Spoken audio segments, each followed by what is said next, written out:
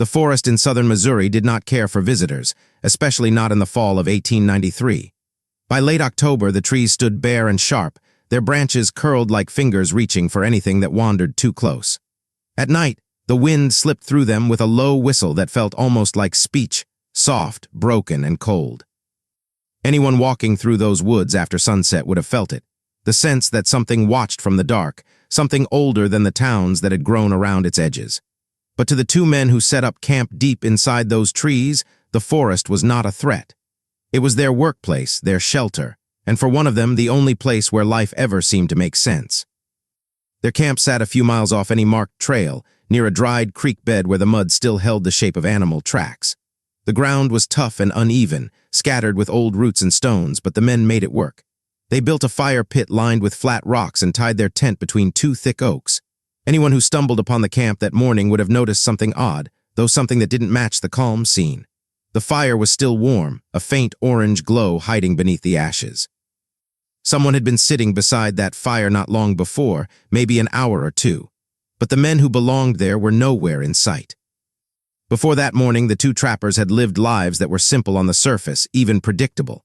In small towns across Missouri, men like them were common. They worked hard, stayed quiet, and kept to themselves.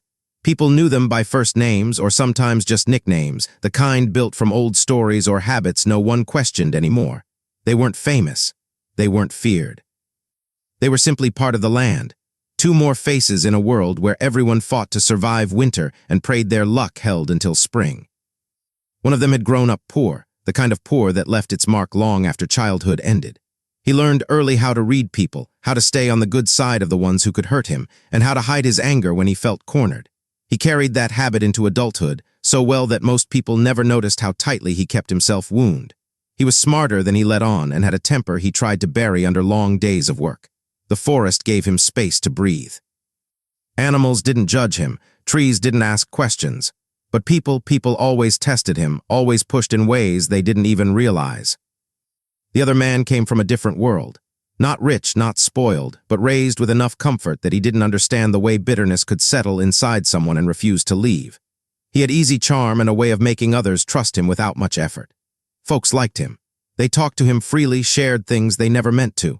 That charm had gotten him jobs when he needed them, friends when he was lonely, and more than once, a second chance after a bad mistake. He had a way of making danger look like opportunity, and he never feared the forest the way the other man did. To him, it was just another place to make money.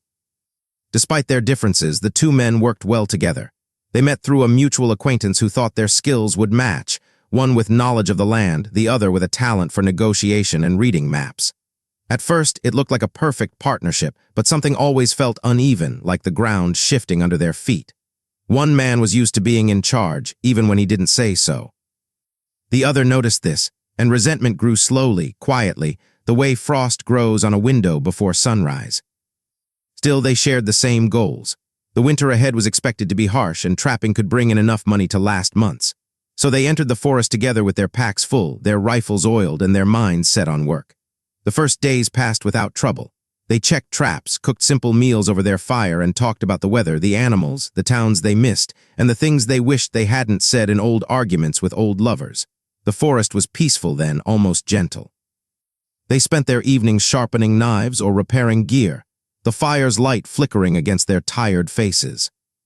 But under all that normal life, there were cracks, small, almost invisible at first. Sometimes one man talked too much. Sometimes the other stayed quiet for too long. One took more control over the map than necessary. The other made small decisions without asking. They noticed each other's habits, each other's weaknesses, and sometimes those looks between them lasted a beat too long. They weren't friends. Not really. Two men needed each other until they didn't. The longer they stayed in the woods, the more the silence seemed to press against them. The nights got colder. The wind grew harsher. Their food supply thinned faster than they expected, and the forest, which at first seemed calm and familiar, began to feel different, like it was closing in around them. Animals went quiet before dawn. Tracks disappeared overnight. The men whispered about hearing strange sounds in the distance, though neither admitted fear. There were moments when one of them would wake up in the middle of the night and watch the fire, noticing how the other slept so deeply, unaware of the cold or the shifting shadows. Other times, the second man would stand by the creek bed, staring at the mud as if trying to read something in the messy lines left by deer hooves and raccoon paws. They kept things unspoken between them, but tension grew the way smoke does, slow at first, then thicker, spreading until it becomes hard to breathe. No one could have guessed what would happen. No one could have known what those final hours held. But the warm fire left behind that morning told a silent truth. Whatever happened in that camp, it wasn't planned. It wasn't calm. Something broke between those two men, something deep, something that had been waiting for the right moment. And once it broke, the forest took the rest. What was left behind was only the heat of that fire, and the feeling that whoever walked away didn't look back. The trouble between the two men didn't start with one big moment.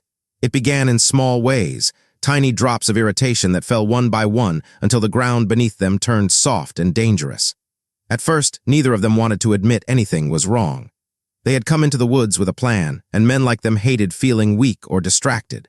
But the forest has a way of stripping people down, peeling back the layers they want to keep hidden. By the end of the second week, the cracks between them were no longer hairline. They were wide enough to feel with every passing day. One of the first signs came one morning when the older man, quiet, quick-tempered but controlled, returned from checking traps alone. He had asked the other to come with him, but the younger man stayed behind, claiming he had a headache. The older man didn't argue, but he didn't like it either. Trust mattered out here. You didn't split up unless you had to. When he came walking back with 2 fox pelts and a fresh cut on his arm, he found the younger man sitting by the fire, carving something into a piece of wood. The younger man didn't look up when he walked back into camp. "Trap was sprung," the older man said, tossing the pelts down. "That's so," the younger replied, eyes still on the wood. "I'll help next time." But he didn't sound sorry. He sounded bored. It was a small thing, barely a spark, but it stuck with the older man. He noticed how the younger man avoided his eyes, how he didn't ask about the cut, how he didn't seem to care about the day's work at all. It was laziness or disrespect or something deeper. The older man couldn't quite name it yet, but he felt the beginning of a shift, like the wind had changed direction and was now blowing against them. Another day, the roles were reversed. The younger man returned from the creek with a bucket of water and found the older man standing over the map they used to track their traps. The map was simple, just lines and marks drawn in charcoal, but the older man always guarded it like it was gold. This time, though, something was different. The older man had redrawn part of the route, moving 2 traps farther southeast without telling him. "You shift these?" the younger man asked, trying to keep his voice steady. "Needed adjusting," the older one said. "We weren't catching enough." "You should told me." "I'm telling you now." Their eyes held for a moment too long, both men feeling that familiar surge of pride, one that neither wanted to back down from. It wasn't about the map. It was about control, about who gave orders, about who had the right to make decisions. Up until then, they had managed to pretend they were equals. That moment made the lie harder to maintain. Food started running low a few days after. Not dangerously low, but low enough to remind them that mistakes here meant hunger. The younger man mentioned heading back to town early to restock, but the older man shut down the idea immediately. "We leave now, we lose a week's work," he said. "We stay." "You'd rather starve then?" the younger snapped. "We're not starving, we're rationing."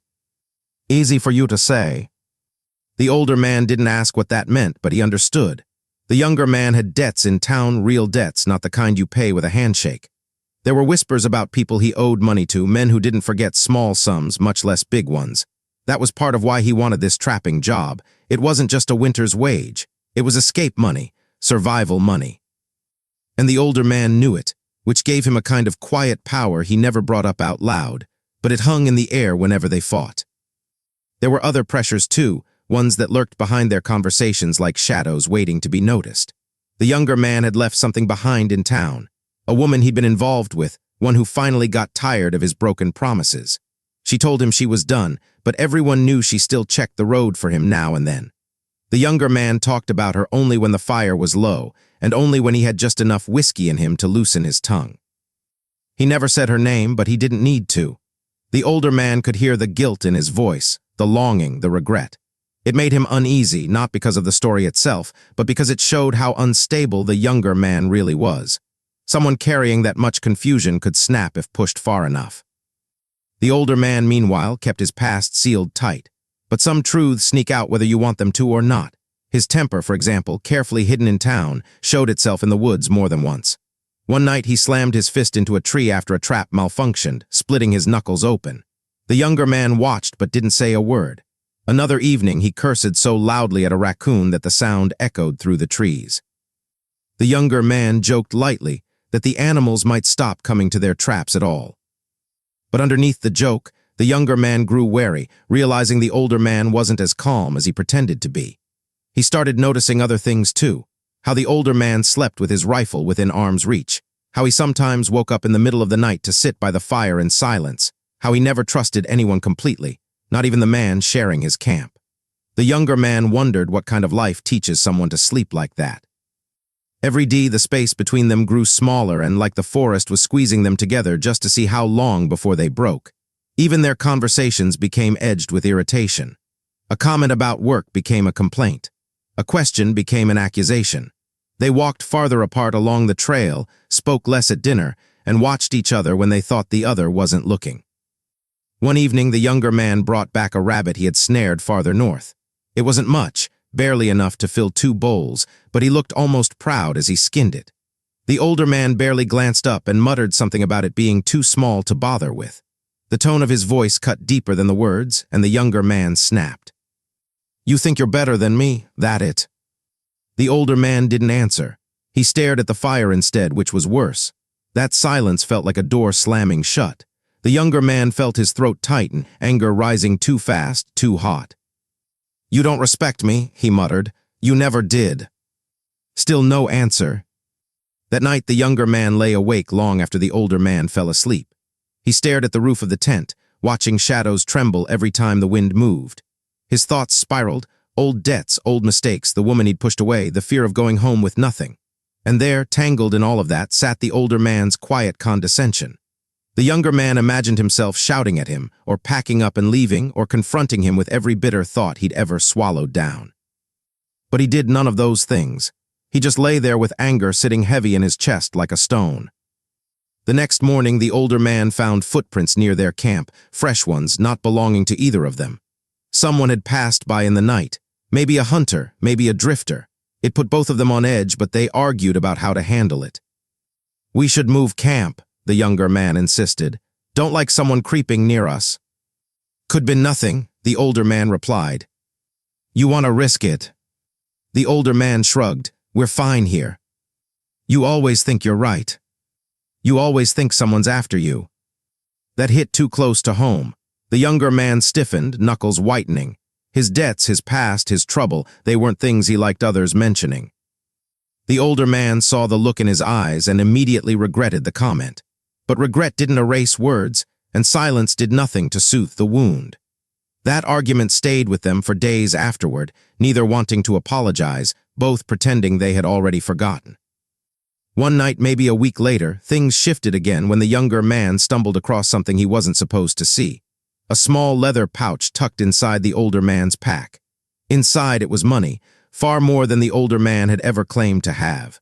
It wasn't enough to make him rich, but it was enough to make him a liar. The younger man didn't confront him right away. Instead, he held onto the secret, letting it simmer, letting it twist into something ugly. Why had the older man lied about how much he brought? Was he planning something? Was he hiding a past of his own? The younger man built his own answers, none of them kind, all of them dangerous. Meanwhile, the older man sensed something had changed. The younger man moved differently, talked less, and avoided eye contact.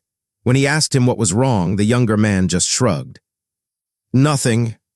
But there was something, and the older man felt it like a cold hand on the back of his neck. By now, the forest had turned into a pressure cooker for them both. Nights were colder, food was scarce. Their traps brought in fewer animals. The trees stood bare and silent, watching their every move. They were tired, irritated, suspicious. And underneath everything, both men carried secrets too heavy to keep holding. One night, a storm rolled in fast. Wind pushed through the trees, snapping weak branches, scattering dead leaves across the campsite. Rain followed, a slow, steady drizzle that soaked through their clothes. They sat under a tarp, trying to stay dry, but the storm seemed to drag their emotions out with it. Sometime after midnight, the younger man spoke. "You ever think you're cursed?" he asked quietly. The older man looked at him, surprised by the sudden honesty. "What makes you say that?" The younger man shrugged, staring into the dark. "Feels like everything I touch breaks." The older man didn't know how to answer. Something in the younger man's voice wasn't anger anymore. It was exhaustion, fear. But instead of comforting him, instead of offering even a small kindness, the older man said nothing. And that silence was one more blow, one more cold reminder of their widening distance. The next morning the storm cleared, but the air between them didn't. The forest felt different too, heavier, as if holding its breath. They set out separately to check traps, a rare choice for them. They usually went together. It was safer, smarter, but neither wanted to walk beside the other. Neither trusted themselves to stay calm. Hours passed before one of them returned to camp. He stirred the fire, added 2 logs, and waited. Night was coming fast, and the other man still wasn't back. By then, the tension that had been building for weeks had reached its peak. Every unspoken resentment, every careless word, every lie, every fear, they all hovered in the cold air of that camp, circling like vultures. Something was about to break, and once it did, there would be no turning back. The sun was already sinking behind the trees by the time the younger man finally returned to camp. The sky was a deep red fading into bruised purple, and the cold in the air carried the sharp smell of wet leaves. The fire glowed softly, and for a moment the camp looked calm, almost peaceful. But peace had no place there anymore. The older man stood near the fire with his hands clenched at his sides, watching the younger man step out of the fading light and into the clearing. The younger man looked tired, soaked from the storm that had passed earlier, his clothes still damp and heavy. His hair stuck to his forehead. His breath came out in shaky clouds. "You were gone too long," the older man said. The younger man didn't answer. He dropped a small bundle of ruined traps onto the ground. 2 of them were bent. One was torn apart completely. "Something busted them," he muttered. "Probably a buck or a mountain cat." The older man didn't believe that, not fully. He had seen the younger man angry enough to kick a trap, to throw it, to break what didn't bend his way. But he didn't say that out loud, not yet. "We can't afford this," the older man said quietly. "I know," the younger replied. But the tone in his voice, flat, empty, felt like a match against dry bark. Something inside the older man tightened. Weeks of tension folded into that moment. Their arguments, the wasted food, the lies, the money hidden in the pouch, the debts, the mistrust, they all stacked on top of each other until the weight was too much. "You don't care," the older man said. "That's the problem, you never cared." The younger man finally lifted his head. His eyes were dark and hollow, but his expression wasn't angry. It was tired, the kind of tired that goes beyond the body. "I'm doing the best I can," he said. "Same as you." "No," the older man snapped. "You're not. You're thinking of yourself, thinking of getting out of here with just enough to run. You're not working for both of us. You never were." There it was, the accusation that had been building in the older man's head for days. The one he had bitten back again and again. Spoken out loud now, it cracked open something inside both of them. The younger man stepped closer, the firelight catching on the wet fabric of his jacket. His face twisted, not with anger, but with a kind of wounded disbelief. "You think I'd cheat you?" he asked. "After all this?" "You already did." The younger man froze. "What are you talking about?" "The money," the older man said. "I know you saw it, and I know you've been waiting to use it against me." For the first time, true fear flickered across the younger man's face. Not fear of the older man, but fear of how deep the distrust had grown. "I wasn't going to take your money," he said softly. "I was angry, sure, but I wasn't." "You're a liar." The words landed like a blow. The younger man flinched. That moment, tiny, fragile, could have broken either way. If the older man had stepped back, if he had taken a breath, if he had let the younger man speak without interrupting, everything might have softened. But he didn't. He stepped closer instead, closing the last bit of space between them. "You're a liar," he repeated louder this time. The younger man's jaw tightened. Something in him snapped, not loudly, not in a dramatic burst, but in a quiet, tired way. He shoved the older man back with one hand. "Stop," he said, "just stop." But the older man stumbled, his foot catching on a root beside the fire pit. It was a small accident, but it set everything off. He regained his balance and his face filled with rage, raw, fast, unstoppable.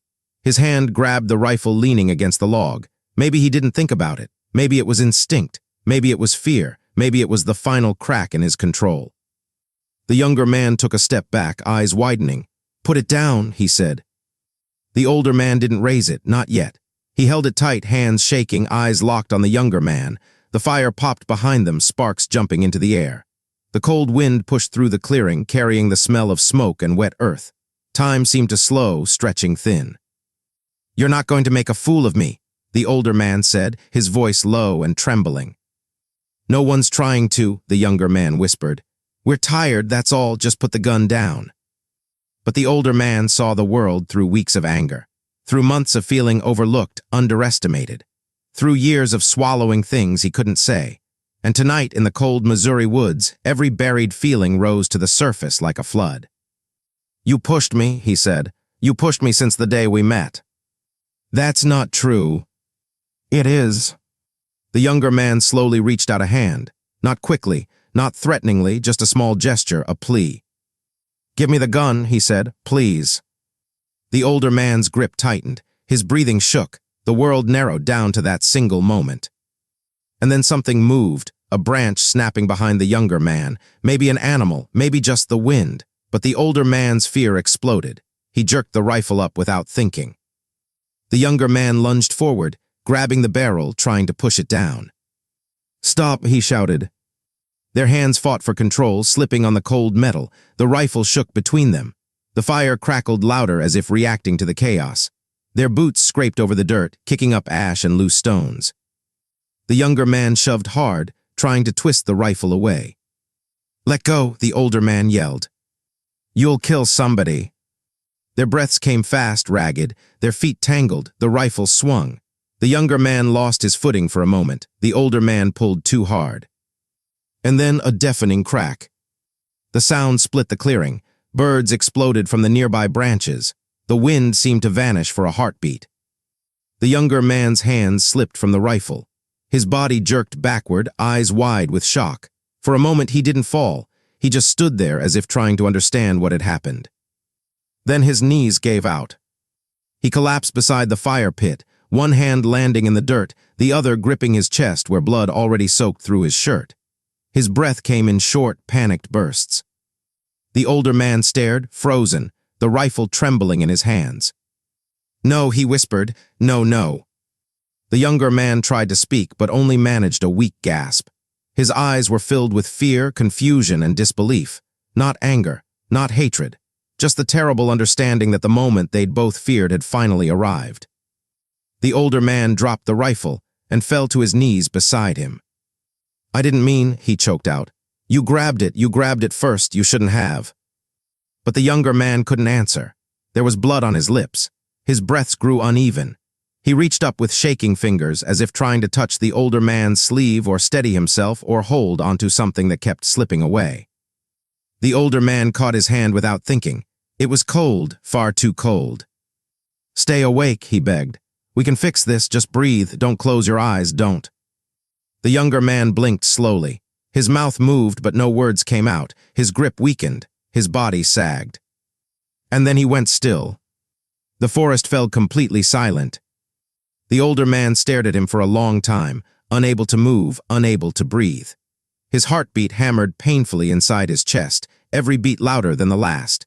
His hands shook so hard he couldn't hold them steady. He whispered the younger man's name over and over, each time quieter, until the words dissolved into the cold air. When the realization finally hit him, when he truly understood that the man lying beside the fire was gone, panic surged through him like ice water. His breath came fast and shallow. His stomach twisted. He stumbled to his feet, packing in a shaky circle, running both hands through his hair. "It was an accident," he muttered. "He grabbed the gun, he grabbed it, he shouldn't have." But the words didn't calm him.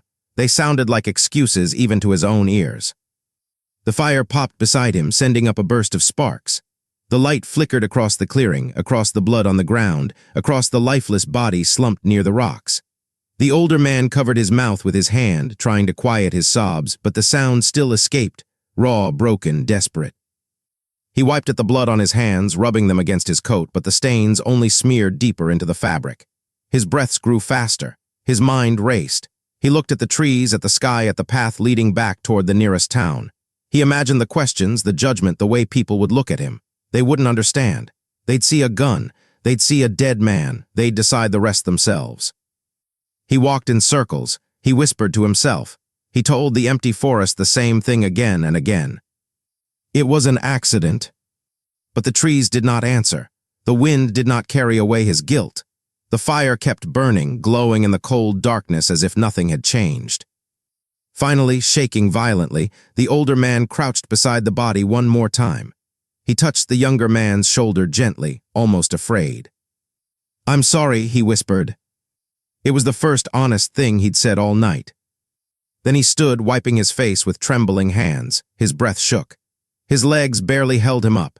He looked around the camp, the warm fire, the fallen leaves, the rifle lying in the dirt, and understood that none of it could stay the same. He needed to move, to think, to do something. But the only clear thought in his mind was fear.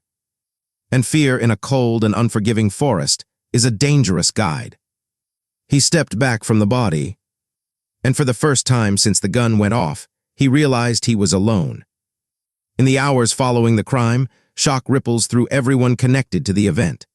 Those directly involved struggle to process what they've done, some falling into denial, others scrambling to justify their actions as desperate attempts to protect themselves. Their thoughts become fragmented, filled with guilt, fear, and sudden bursts of panic as they try to control the consequences. Meanwhile, the emotional devastation spreads outward. The victims' loved ones drown in grief and confusion, replaying last conversations and unanswered messages, while friends, neighbors, and distant acquaintances grapple with disbelief. Relationships begin to fracture under the emotional weight. Some people collapse under the pressure, trembling with paranoia and sleepless nights, while others become cold, defensive, and determined to hide what truly happened. The absence of the victim is felt everywhere, in silent rooms, empty chairs, and routines left unfinished, reminding everyone that nothing will return to what it once was. As the community learns about the crime, public perception shifts with brutal speed. Media outlets swarm the story with sensational headlines and invasive reporting, turning personal tragedies into public spectacles. Social media erupts with debates, blame, and conspiracies, rewriting the reputations of everyone involved. Families of both the victim and the accused find themselves dragged unwillingly into the spotlight, dealing with shame, judgment, and internal conflict. The community becomes divided as new evidence emerges, past behaviors are, and people question what signs they might have missed. Over time, the tragedy forces society to confront deeper issues: violence, jealousy, mental health, or systemic neglect, turning the crime into a symbol of something larger.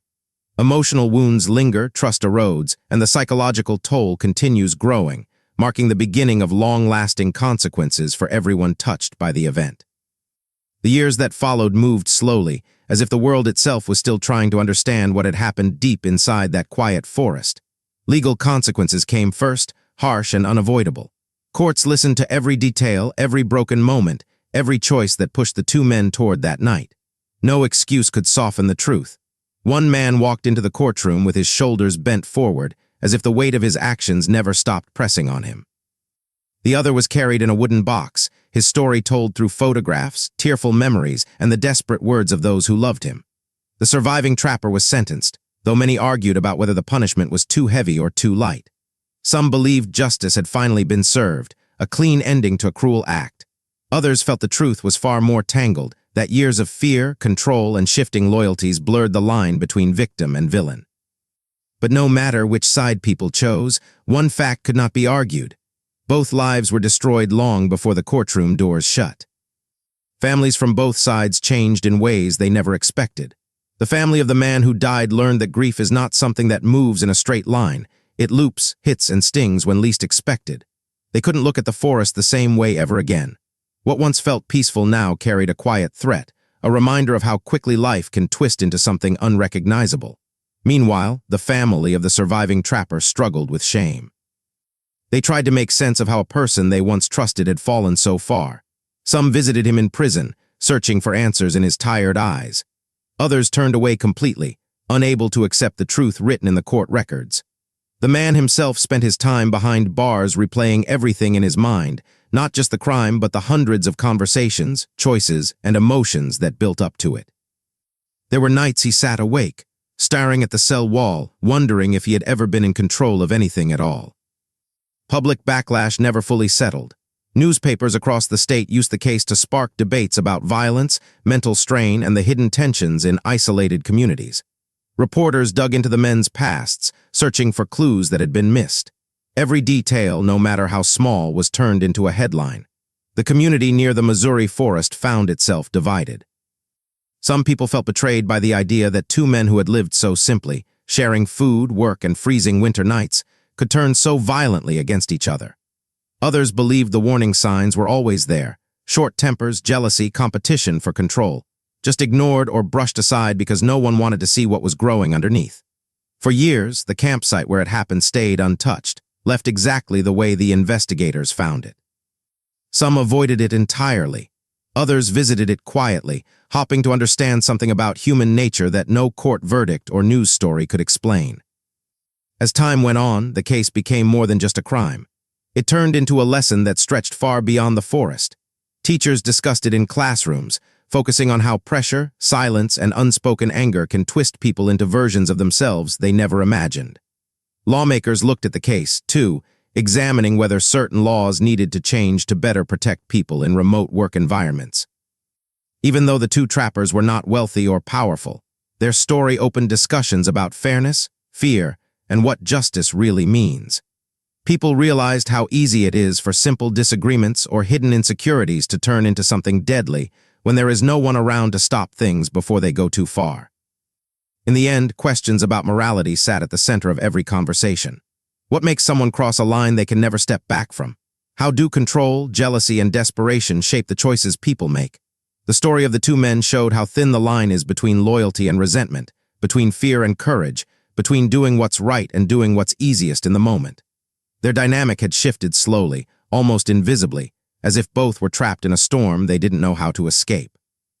One man wanted power, or maybe he just wanted to feel seen. The other wanted peace, or maybe he simply ran out of strength to fight back.